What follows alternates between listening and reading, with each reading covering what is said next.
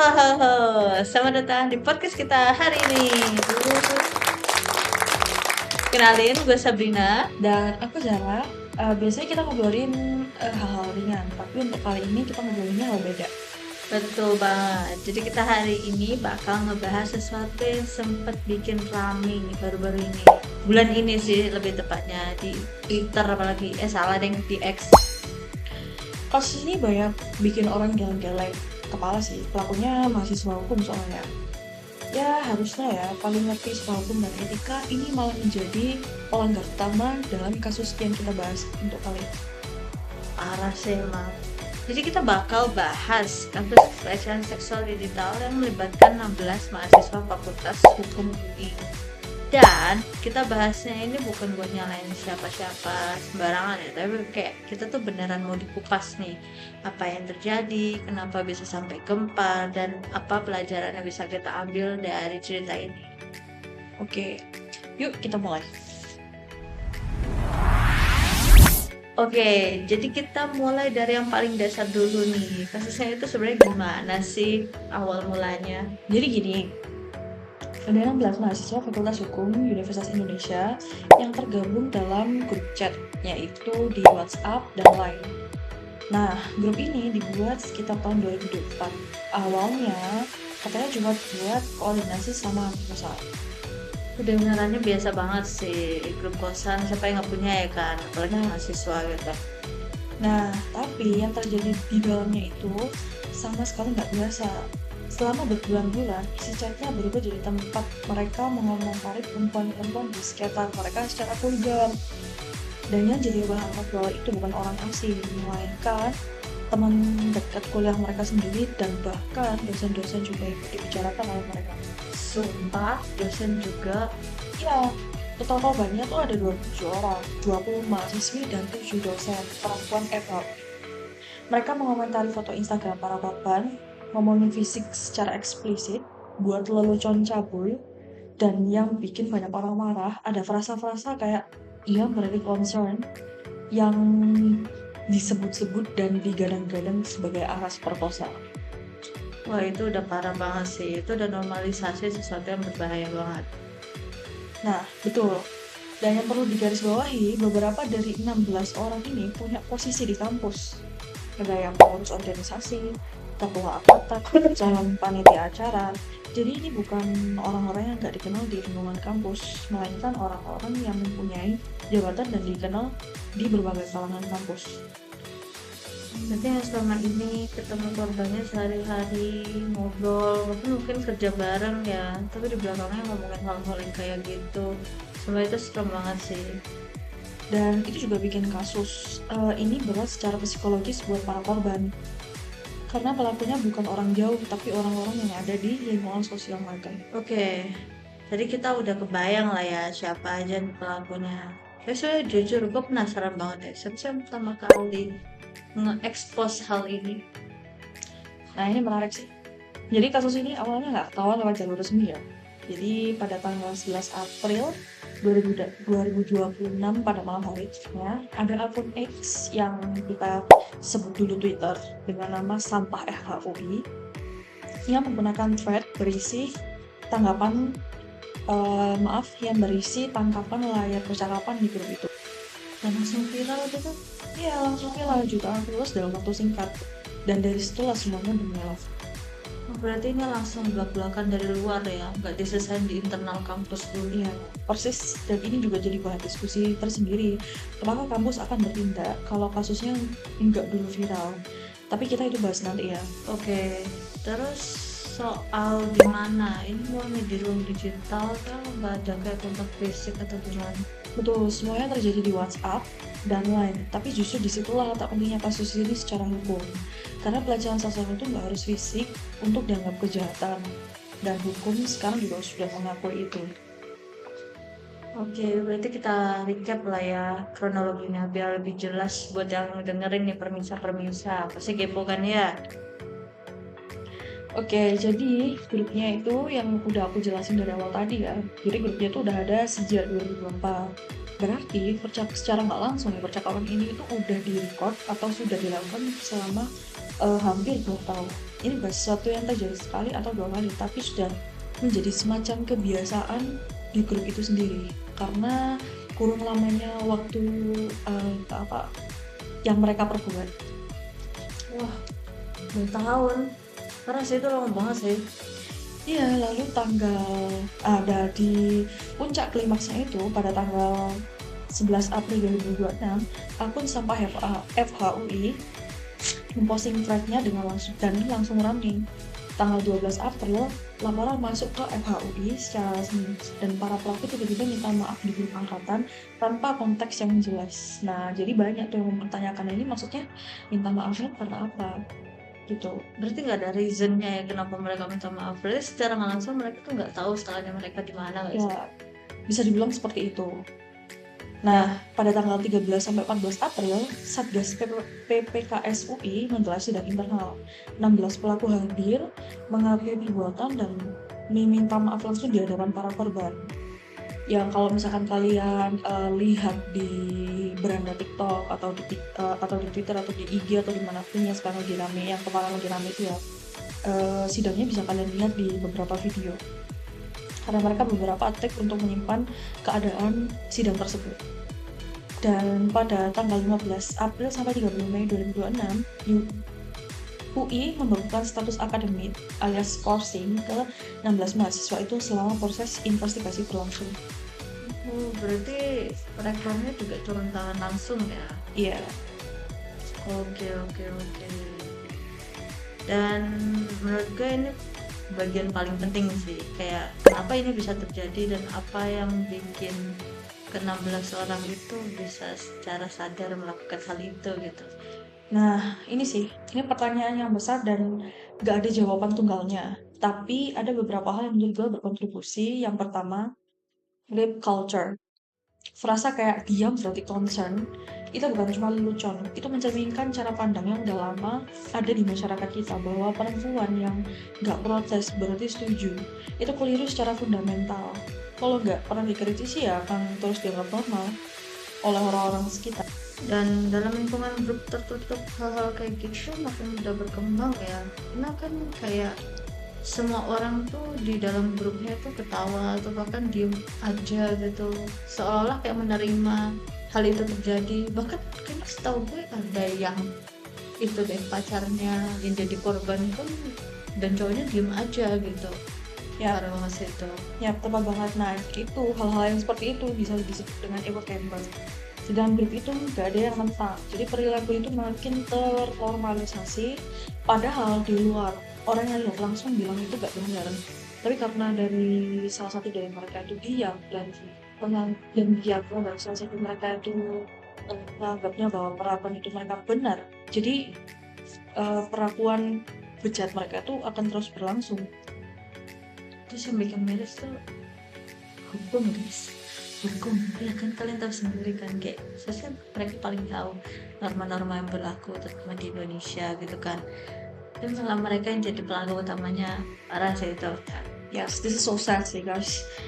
Ini bukan berarti kita menggenerasi semua mahasiswa hukum seperti itu ya, tapi konteksnya yang penting banget nih. Karena ini menunjukkan bahwa pengetahuan hukum itu nggak otomatis bikin seseorang atau pribadi itu punya etika yang sesuai dengan norma-norma hukum yang ada dan norma-norma kemanusiaan lah. Ilmu dan karakter itu ada dua hal yang berbeda, jadi ya sama-sama harus dibangun. Bener sih, betul banget, betul. Ada juga faktor privilege nggak sih, kayak beberapa dari mereka punya posisi di kampus atau mungkin kayak maybe keluarganya cukup berpengaruh untuk menutupi kasus ini. Ya, itu juga menurut aku juga salah satu faktor sih, faktor utama juga. Dan itu juga bikin para korban mungkin lama nggak berani bicara ya, karena pelakunya bukan orang sembarangan di lingkungan kampus. Oke, sekarang kita masuk ke bagian yang agak teknis ya, tapi kayak penting banget, kayak aspek hukumnya. Kita lihat dari sisi hukumnya di guys. Ini masuk pelanggaran apa sih sebenarnya? Jadi kasus ini tuh menyentuh dua undang-undang ya. Pertama UU ITE, Undang-Undang Informasi tentang Transaksi Elektronik. Spesifiknya pasal 27 yang mengatur soal konten yang melanggar kesusilaan yang disebarkan lewat media elektronik. Wih, berarti WhatsApp sama Line itu termasuk kategori media elektronik kan sih? Betul, meskipun grupnya private, tetap masuk ke ranah UU ITE karena menggunakan platform digital. Jika nggak ada alasan, itu kan cuma grup, bukan kosan, bukan publik. Gitu Terus kalau misalnya alasan mereka seperti itu. terus ada kayak UU TPKS-nya juga nggak sih? Iya, ada. UU TPKS atau yang bisa kita sebut dengan Undang-Undang Tindak Pidana Kekerasan Seksual ini dan yang relatif baru deh ya dan lebih komprehensif. Pada pasal 5 mengatur soal pelecehan seksual non-fisik dan pasal 14 khusus soal kekerasan seksual berbasis elektronik. Jadi secara hukumnya ini bisa ditindak pidana ya? Bisa. Dan ancamannya pun juga nggak main-main, bisa sampai 4 sampai 6 tahun penjara, ditambah denda juga. Makanya banyak pihak termasuk DPR, Komnas HAM Perempuan, dan LPSK mendorong agar kasus ini nggak berhenti di sanksi internal kampus aja, tapi dibawa di jalur pidana. Biar mereka kapok sih, lebih tepatnya. Benar sih. Terus ini sekarang berarti baru skorsing dari kampus saja ya? Yang terkonfirmasi sampai saat ini sih iya, sampai proses investigasi selesai. Apakah setelah itu ada proses pidana, itu yang masih ditunggu banyak pihak. Bukan banyak pihak sih, sebenarnya netizen juga berharapnya seperti itu ya. Gini deh, sekarang menurut pendapat lo, skorsing doang tuh cukup apa enggak? Menurut aku ya, itu langkah awal yang penting sih sebenarnya. Tapi menurut aku sih masih belum cukup sih kalau misalkan skorsing doang kan. Mengingat dengan keadaan mental para korban itu juga nggak main-main kan ya perasaannya. Dan itu juga harusnya eh kita bakal bahas ke next tentang pendapat itu ya. Oke, sekarang kita sampai di bagian yang paling tunggu-tunggu nih. Jadi menurut lo gimana take lo soal kasus ini secara overall gitu? Oke, aku rasa sih ada beberapa lapisan yang perlu diperhatikan. Pertama soal korban. 27 orang dan itu yang tercatat. Mereka pergi kuliah setiap hari, ngajar, kerja, sementara ada orang-orang yang kenal mereka secara personal, komentarin fisik mereka secara vulgar di belakang, itu bukan cuma kata-kata, yang katanya mereka itu cuma kata-kata, itu pelanggaran rasa aman seseorang dari lingkungan yang seharusnya profesional. Benar sih, trauma itu nyata ya guys, kayak mempengaruhi mental kita juga. Apalagi kalau kayak kita, padahal kita nggak ngerasain sendiri ya. Kita jadi kayak takut sama sekitar kita juga gitu loh guys. Kayak, aduh, ada nggak ya sekitar kita yang kayak gini juga ke kita gitu. Betul tuh. Yang kedua, soal respon kampus nih. Aku appreciate bahwa UI bergerak cukup cepat. Sidang dalam 2 hari, skorsing langsung. Tapi aku juga bertanya-tanya, kalau kasusnya nggak viral duluan, apakah ini bakal ditangani dengan cepat? Iya sih, itu pertanyaan yang benar, benar. Karena banyak kasus serupa di kampus lain yang tenggelam justru karena nggak viral. Kayak baru-baru ini kalau nggak salah ITB ya juga ada Unpad, tapi Unpad kayaknya nggak sampai masuk berita sih. Yang baru-baru ini kayaknya ITB sih yang terbaru ini emang. Ya, makanya ini jadi pelajaran buat institusi pendidikan manapun. Jangan nunggu viral dulu untuk berpindah. Harus ada mekanisme pelaporan yang aman, terpercaya, dan konsisten. Kasihan nama baik kampusnya udah dibangun tinggi-tinggi, tapi dijatuhin karena ada salah satu oknum mahasiswa yang nakal. Dan soal parpol sendiri tuh gimana? Kayak kelanjutannya. Nah, ini sih yang paling kompleks. Aku nggak mau bikin mereka jadi monster tanpa nuansa. Tapi aku juga nggak mau meringankan apa yang udah mereka lakuin. Mereka adalah orang dewasa, mahasiswa hukum, yang logiknya main, yang perasaannya pun juga harus ikut main, dan yang seharusnya ngerti konsekuensi tindakan. Skorsing adalah konsekuensi yang wajar, tapi kalau terbukti ada pelanggaran pidana, proses hukum juga harus tetap jalan. Bener sih, karena kalau cuma kayak sanksi akademis tuh kayak apa ya? Kan kayaknya kemarin sempat ada gitu loh di grup chatnya. Cuma maksimalnya cuma skorsing doang. Jadi mereka kayak masih bisa buat ngelanjutin tindakan yang gak bermolar itu lagi gitu. Nah, betul. Yang terakhir, aku rasa kasusnya juga peringat keras bahwa pendidikan karakter itu sama pentingnya dengan pendidikan intelektual. Gak ada gunanya jadi lulusan hukum terbaik kalau nggak punya empati dasar dari sesama manusia. Dan wajibnya setiap orang tua itu harus mendidik karakter anaknya dengan baik dan benar. Apalagi untuk laki-laki ya, sebenarnya nggak cuma laki-laki aja sih, perempuan juga seperti itu. betul betul betul. Yang paling efeknya memang yang orang tuanya ya. Oke, sekarang kita langsung move aja lah ya ke bagian terakhir. Kita ngomongin harusnya gimana sih, baik dari sisi pelaku, korban, kampus maupun hukum itu harusnya tuh harus gimana? Dari sisi pelaku yang paling basic itu ya kalau kamu mau bilang sesuatu dengan seseorang tapi kamu nggak berani bilang langsung ke orangnya, itu udah tanda bahwa itu tuh udah gak layak untuk diucapkan. Filter itu seharusnya ada sejak awal bukan setelah viral. Kenapa pendapat yang vulgar itu nggak kamu simpen sendiri? Kenapa harus kamu ucapkan dan kamu publikasikan kepada orang-orang? Apa tujuannya? Untuk apa? Padahal itu juga nggak ada moralnya sama sekali.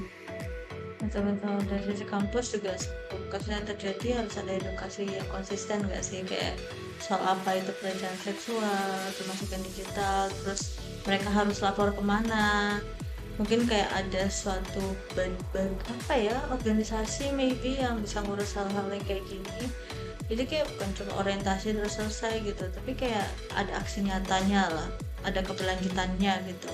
Nah, dan Satgas PPK yang ada di kampus harusnya aktif dan mudah diaksesnya. Korban harus tahu kemana mereka melapor tanpa takut dibalik-balik kasusnya. Ya, maksudnya takut dipendam lah, atau dibungkam, atau di bagaimana gitu. Benar-benar. Dan dari sisi hukum tuh proses investigasinya harus transparan lah ya, nggak boleh berhenti kayak dari sanksi internal doang. Kalau memang ada pelanggaran pidana ya harus ada proses pidananya juga gitu loh, itu yang kayak bikin efek jeral. Ya, dan dari sisi kita semua ya sebagai masyarakat atau aka netizen, kalau kita lihat atau dengar hal-hal seperti ini di sekitar kita, jangan diam. Budaya diam itu adalah bikin hal-hal seperti ini terjadi. Kalau bisa tuh langsung lapor atau bertindak tegas secara mandiri, tapi tidak boleh menghakimi sendiri. Tetap mengikuti prosedur. Dan gue mau nanya deh pendapat lo, kayak lo as apa ya, computer science student gitu, kayak sebagai mahasiswa IT gitu, itu gimana? Kalau nanganin masalah kayak gini sih sebenarnya lebih berat lagi sih tanggung jawabnya ya. Karena kita nggak cuma jadi pengguna, tapi juga calon pembuat sistem. Harusnya kita mikir-mikir gimana caranya teknologi yang kita pakai atau kita buat itu nggak disalahgunakan. Ya contohnya dalam penggunaan line dan jadi bukan cuma soal bisa bikin aplikasi, tapi juga mikirin dampaknya ke manusia. Bener sih, exactly, karena pada akhirnya teknologi itu selalu balik satu hal ya, kayak impactnya apa, terus resikonya apa. Kalau manusia nggak punya etika, terus teknologi secanggih apapun tuh bisa jadi alat yang merugikan sih sebenarnya. Ya, dan seharusnya untuk mahasiswa hukum itu sendiri mempelajari ya apa itu yang namanya etika dalam profesi ya, karena dalam a science TI ya, teknologi informasi itu pun kita memiliki etika sendiri dalam memberlakukan teknologi itu seperti apa dalam menjaga ketertiban dan kemaslahatan dalam menggunakan teknologi. Itu juga memiliki etika profesi. Masa mahasiswa hukum tidak memiliki etika profesi tersebut? Itu suatu hal yang sangat tidak memungkinkan. Apalagi mereka mempelajari pasal-pasal yang sangat banyak. Benar Yang sudah ada hukumnya. benar. Wah gila, cukup panas ya hari ini pun pembahasannya, pembahasan kita soal FHUI ini ya. Ya nggak apa-apa, tapi penting kan. Dan aku harap kita bisa membawa pulang suatu hal dari obrolan ini, bahwa ruang digital itu bukan ruang bebas dan konsekuensi. Apa yang kamu ketik, apa yang kamu kirim, itu semua ada jejak dan ada dampaknya ke orang nyata. Seperti kalian melontarkan komentar jahat, itu juga ada track recordnya loh guys. Jangan lupa. Benar guys, hacking itu nyata guys, lagi AI guys, tuh. Dan buat siapapun yang dengerin ini ya, dan pernah atau mungkin lagi ngalamin hal serupa gitu, dan takut untuk lapor ya guys, dan kalian tuh nggak sendirian gitu, kalian bisa mungkin cerita ke teman dekat kalian kalau emang takut buat ngelapor ke pihak yang berwajib gitu ya. Dari support itu mungkin bakal bisa membantu nggak sih? Ya. Oke. Terima Oke. kasih guys udah dengerin podcast kita hari ini. Mungkin kalau ada pendapat atau diskusi lebih lanjut, feel free di kolom komentar ya. Sampai ketemu di episode selanjutnya. Bye. Ciao.